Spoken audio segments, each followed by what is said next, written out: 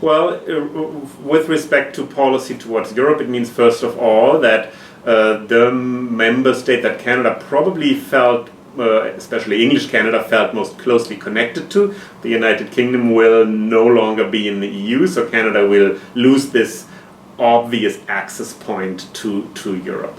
So that's one effect. Secondly, in terms of trade relations, the CETA agreement is currently in the process of ratification. The idea was to ratify it before the end of this year.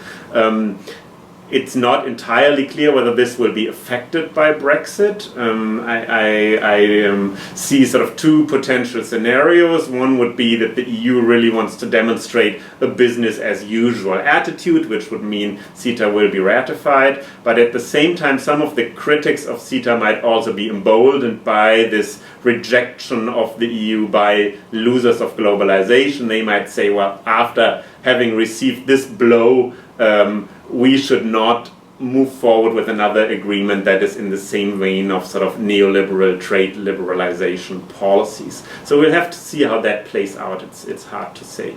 I would predict, but I'm not 100% sure that we will move forward with CETA. But once the United Kingdom leaves the European Union, it would also leave the CETA agreement, and then a new form of trade relationship between Canada and the EU would have to, between Canada and Britain would have to be established. Depends also what the UK does after leaving the EU. Will it join EFTA, the European Free Trade Association, with countries like Norway and Switzerland? EFTA already has a trade agreement with Canada. So in that case, a different trade agreement might kick in. So it's just too early to say, because we don't know what the United Kingdom will do and what kind of relationship it will develop with the EU. Last point on separatism. I actually don't think that there will be major effects on the debate about separatism in Quebec.